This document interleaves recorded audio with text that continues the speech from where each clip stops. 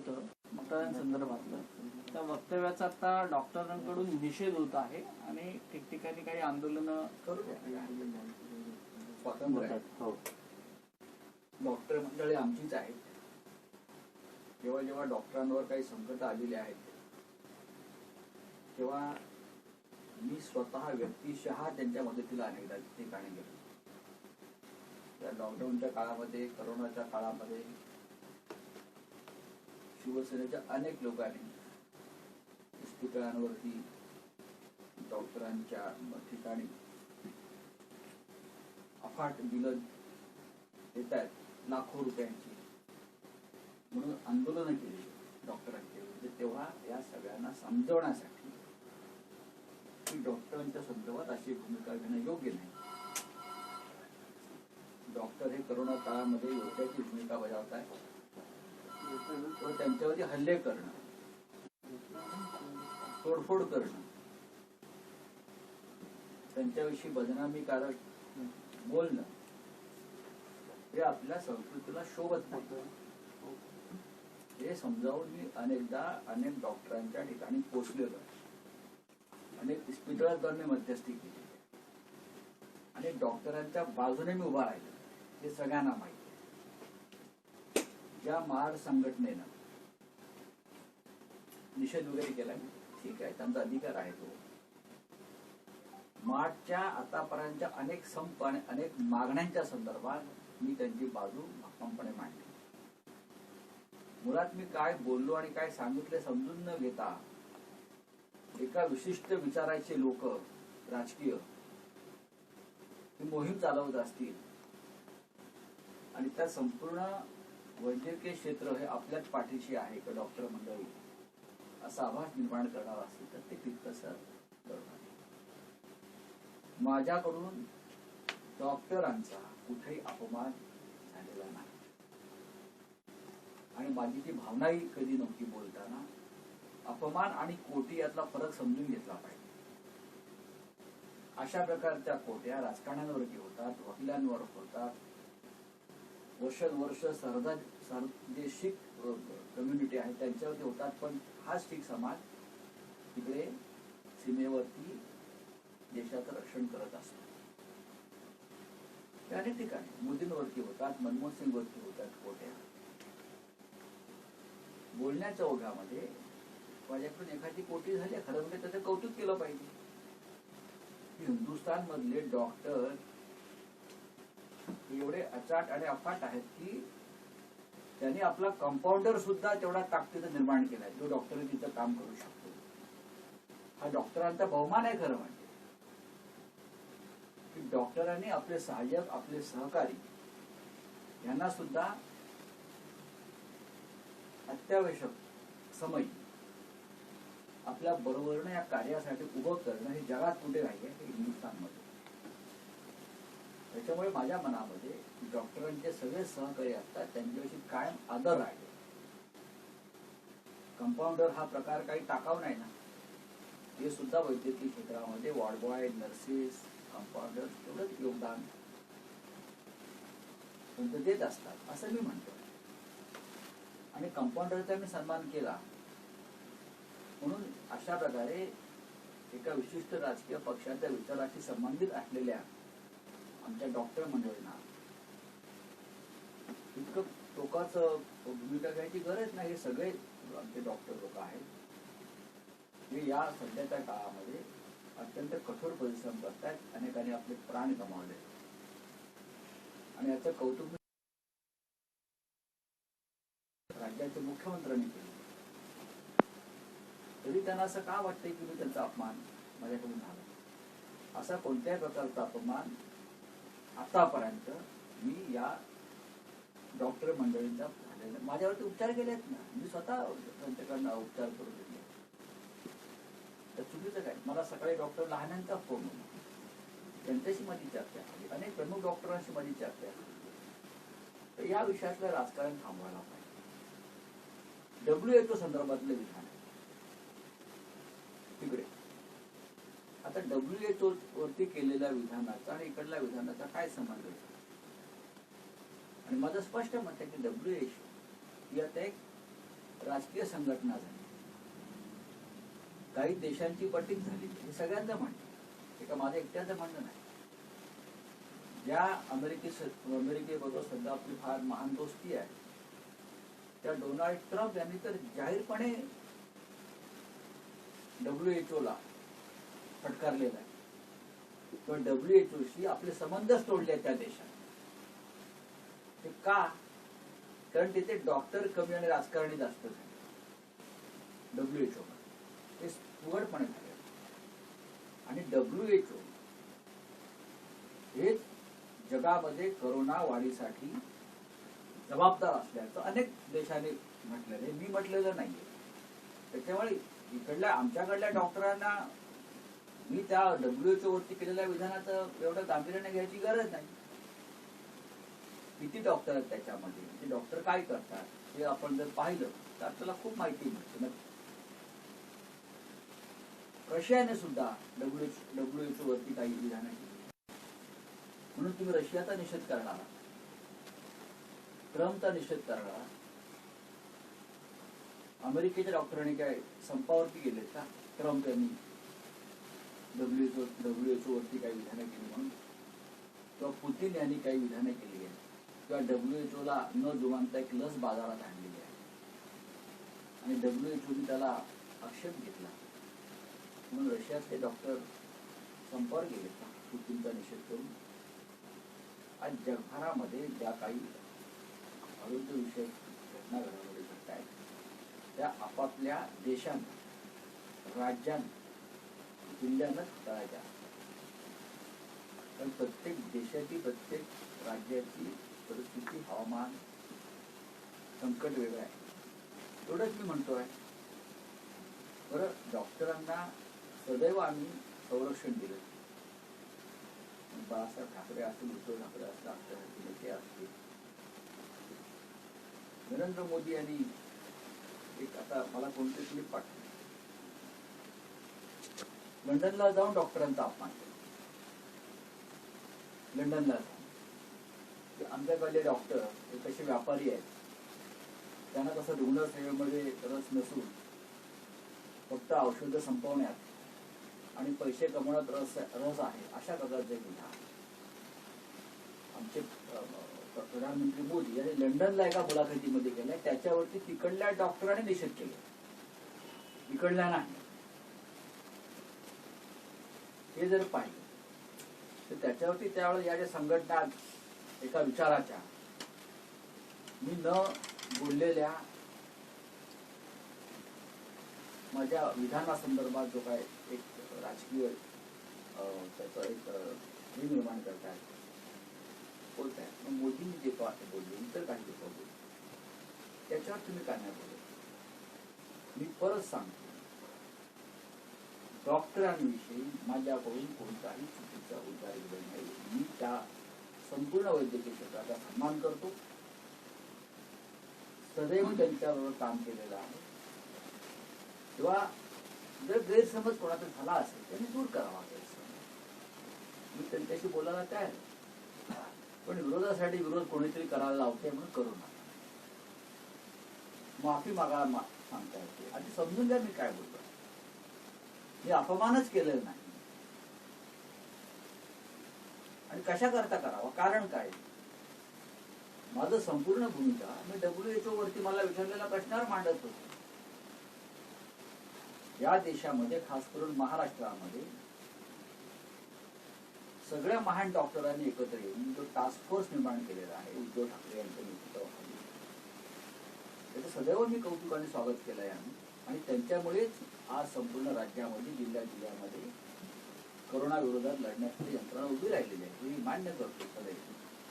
आपण सामन्याच्या वेळेस बघा, माझं लिखाण पहा, माझं वक्तव्य पहा, पण एक शब्द कुठेतरी बोलण्याच्या ओघामध्ये तुटकपणे येतो आणि त्याच्यावरती अशा प्रकारे राजकारण घडवण्याचा प्रयत्न होतो. असं होऊ नये अशी माझी. तर त्यांचा मुद्दा हाच आहे की तुम्ही WHO डॉक्टरांबद्दल बोला किंवा अन्य डॉक्टर हे डॉक्टर असतात. मला असं वाटतं की WHO हे काही डॉक्टरांची संघटना असं मानायला तर तयार. WHO चा संदर्भ काय? इकडल्या डॉक्टरांचा, आमच्या WHO वरती मी काय विधान केलं म्हणून त्यांना बोलण्याची गरज नाही. त्या असं संदर्भात म्हणणं की केंद्रीय हा आरोग्य मंत्री डॉक्टरांचाच बोलले. अपमान आहे. हा?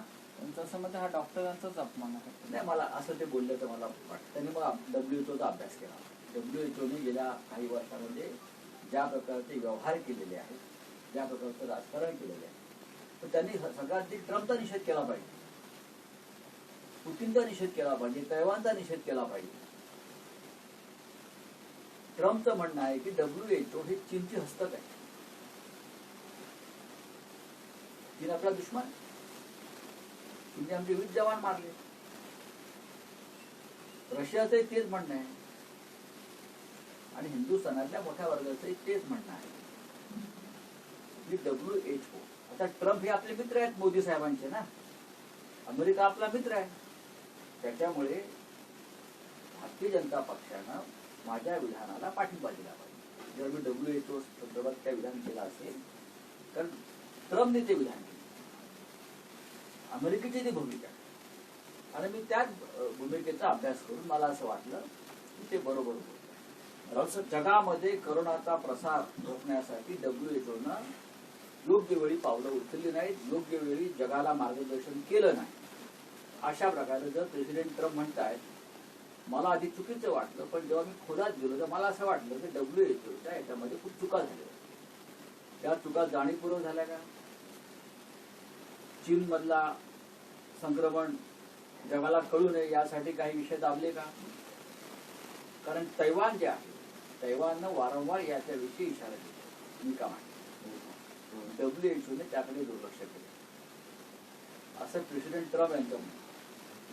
आता ट्रम्प मूर्ख आहेत का? आधी ट्रम्पचा निषेध करा आणि मग तुम्ही माझ्या काय केला ते. पण मी साधारण त्या भूमिकेसंदर्भात बोलताना माझ्याकडून जर कंपाऊंडर हा विषय आला असा, उलट कौतुक आहे की हिंदुस्थानचे डॉक्टर आपल्या कंपाऊंडरला सुद्धा आपल्या बरोबरीनं घडवतात. हे आपल्या डॉक्टरांचं कौशल्य आहे वैद्यकीय क्षेत्रात. इंडियन मेडिकल असोसिएशन असेल, त्यांनी आता कार्यकारिणीमध्ये आता ठराव घेतले गेले की जे वक्तव्य झाले आहेत त्याबद्दल आता संजय राऊतांनी दिलगिरी व्यक्त करावी वगैरे. दिलगिरी व्यक्त करून मी जे काही विधानं मांडली आहेत किंवा ट्रम्पने जी विधानं मांडली आहेत किंवा पुतीनने जी काही लस काढली ती पुष्टी जाणार आहेत का? मला असं वाटतं की ट्रम्प यांच्या विधानाशी मोदी पण सहमत असतील. WHO संदर्भात आम्ही WHO कडे पाहून देशाचं आरोग्यविषयक धोरण ठरवत नाही. ते ठरवणारी वेगळी यंत्रणा या महाराष्ट्रात आणि देशामध्ये आहे.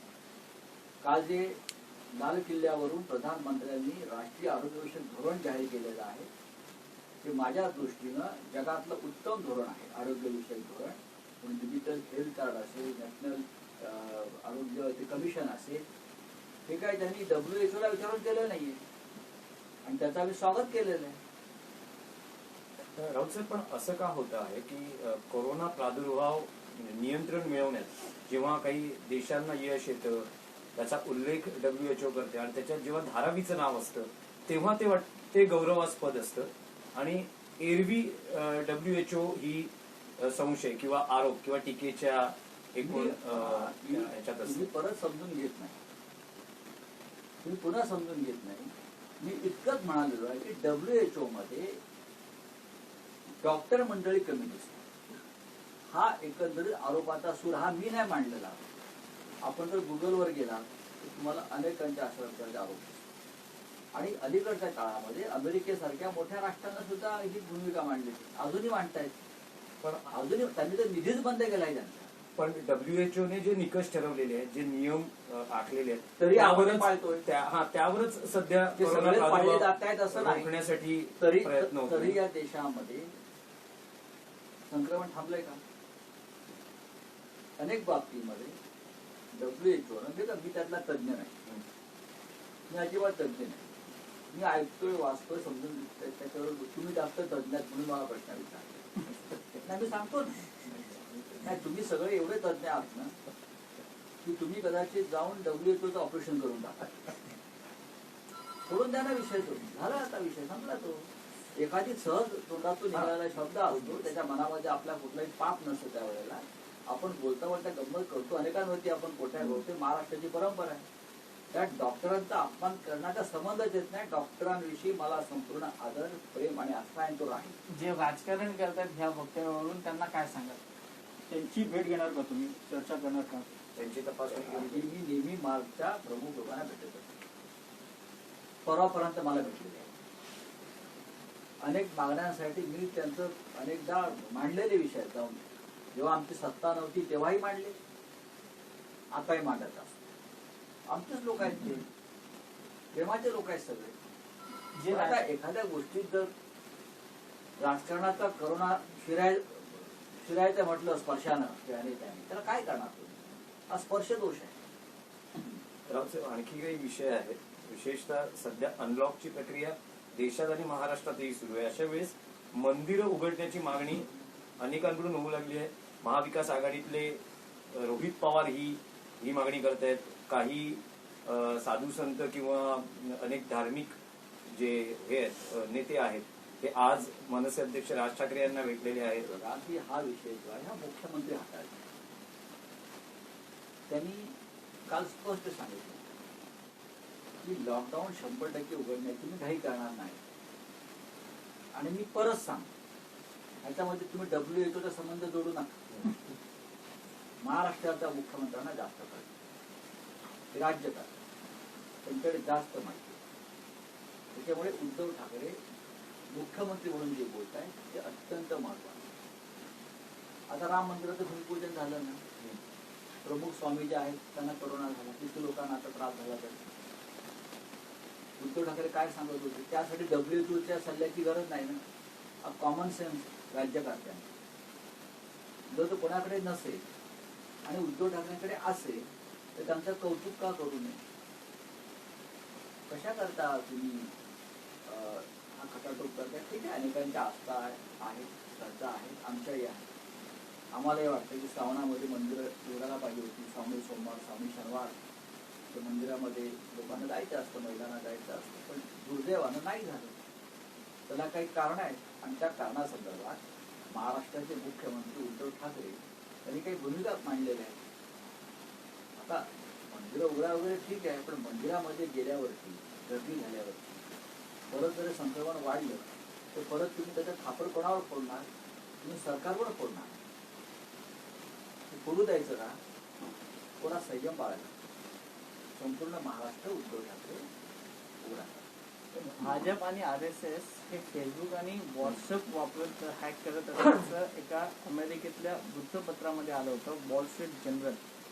यावरून आता महाराष्ट्रात आणि देशात एकंदरीत राजकारण तापलेलं आहे. आपल्याला वाटतं की व्हॉट्सअप आणि फेसबुक हे भाजप आणि RSS आजही नियंत्रणात ठेवत नाही. असेल? बघा, त्याच्यावरती मी मत व्यक्त करणार योग्य नाही, कारण तांत्रिक बाजू भूमिका भाजपची आहे. एक राष्ट्रीय धोरण असते या संदर्भात. त्या संदर्भात खात्याचे मंत्री रविशंकर प्रसाद आहे, त्यांनी त्याच्यावरती मत व्यक्त केलं. पण शेवटी समाज माध्यमांवर सध्या जे काही चाललंय ते काय फार सकारात्मक आणि आशादायक चित्र नाही. कोणी कोणाला आरोग्याच्या केंद्रात उभं करून समाज माध्यमांनी स्वतःची न्यायालय उभी केली. ते शिक्षक स्वतःहून मोकळं आणि इकडच्या काही घटनांवरून तुम्ही ते पाहिलं असेल. तरुण पिढीला आवडणार नाही आमच्याही, पण कुठेतरी ह्यांच्यावरती नियंत्रण असणं गरजेचं आहे. गेल्या काही दिवसामध्ये मुंबईतल्या सायबर गुन्हे शाखेनं अनेक अशा प्रकारच्या मंडळींना त्यांचे गुन्हे दाखल करून चालले. वेळ काय आहे? रावसाहेब, कोरोनाचा जो संसर्ग आहे म्हणजे अजूनही नियंत्रणात येत नाही. अनेक नेत्यांना होतोय. आता ताजी घटना अशी आहे की सिल्वर ओक पर्यंत कोरोना पोहोचलाय. पवार साहेबांच्या 3 सुरक्षा रक्षकांना आणि 2 कर्मचाऱ्यांना कोरोनाची लागण झाली. सुदैवानं पवार साहेबांची टेस्ट ही निगेटिव्ह आली आहे, पण पुढचे 4 दिवस पवार साहेब कोणाला भेटणार नाही. पवार साहेब सध्या तब्येतीची काळजी घेतात. आपलं काही बोलणं झालंय का? काही आपली काही माहिती या विषयावरती, या व्यक्तिगत विषयावरती तुम्ही कशाला करता? नाही, जस्ट एक बघा की हा संसर्ग अनेक ठिकाणी धडका देतात. पवारांसारख्या प्रमुख नेत्यांना काळजी घ्यावी, खूप काळजी घ्यावी. ते आता महाराष्ट्रात होत आहे. आम्ही त्यांनाही सांगत असतो, पण पवार साहेब हे ऐकणार नाही, हे आम्हालाही माहिती. पण ते मी त्यांना पाहिले ते काळजी घेत असतात आणि आता आमच्या आसपास सुद्धा पोलीस असतात, राजकीय कर्मचारी असतात, कार्यकर्ते असतात. शेवटी आज मुख्यमंत्र्यांनी सांगितलंय, आपण पाहिलं आहे, करोना कोणालाही होऊ शकतो, तुम्ही रोखू शकत नाही. पण काळजी घेणं बरं का, हे त्याच्यावरचं औषध. आणि त्या औषधासाठी काळजी घेणं, या औषधाचं त्याच्यासाठी WHO विचारायची गरज आहे. आणखी पंतप्रधानांनी लाल किल्ल्यावर जे भाषण केलं त्या भाषणामध्ये देशाचा अर्थ करणारा, कुठेही बळ देणारी धोरण नव्हतं. त्याचबरोबर तुम्ही आता गृहलेखामध्ये देखील टीका केलेली आहे. त्यामुळे काय म्हणायचं मला टीका केल्याचा अर्थ काय, ते काय करत नाही असं म्हणणार नाही ना. ठीक आहे, त्या भाषणावर बोललो करतील ना. आज आम्ही त्यांना काही सूचना केलेल्या आहेत. सामना सगळे वाचतात, दिल्लीपर्यंत जातो सामना. पक्षाची भूमिका आहे, देशाची भावना आहे की जोपर्यंत अर्थव्यवस्थेला बळकटी येत नाही तोपर्यंत करोनापेक्षा जास्त बळी जाण्याची भीती सगळ्यांना वाटते. पवार कुटुंबियामध्ये बरंचसं काही घडामोडी घडत आहेत. जी नाराजी आहे पवारांची ती तुमच्या घरापर्यंत पोहोचलेली आहे. प्रत्येकांच्या गाठीभेटी घेणं सुरू आहे. काय वाटतं? अजून त्याचा कौटुंबिक प्रश्न सुटलेला नाही आहे. तुम्हाला काय चिंता त्यांच्या कुटुंबाविषयी? त्यांचं कुटुंब सांभाळायला समर्थ लोक आहेत पवारांमध्ये सगळे. आपण त्यांच्या कुटुंबातील सदस्य आहात. नेहमी त्यांचा एक पवार साहेबांचा काय म्हणतात त्याला, अत्यंत निकटवर्तीय आहात त्यांचे. आम्ही त्यांना गुरुही मानतात.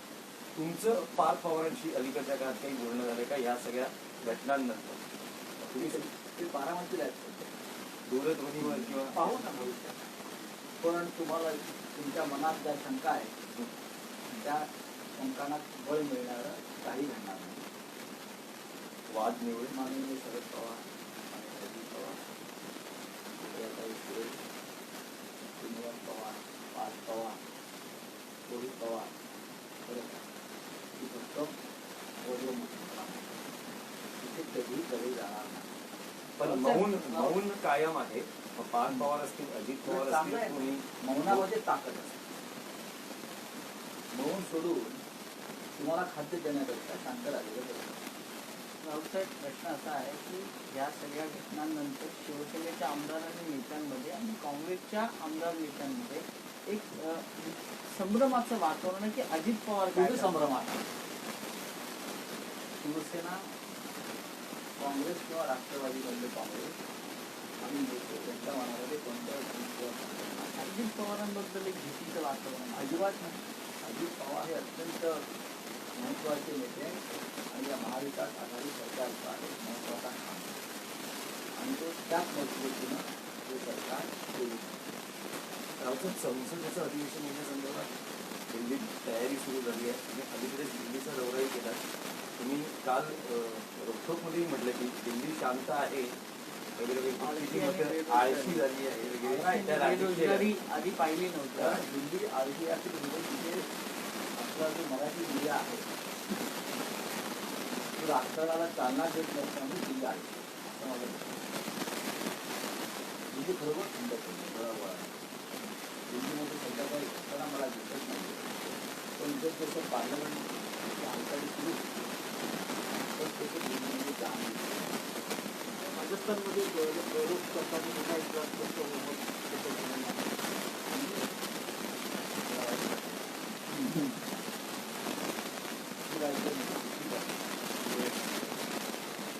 या देशाची या देशाचा टिकून राहणार टिकून सरकार टिकत राहणार. विरोध सुद्धा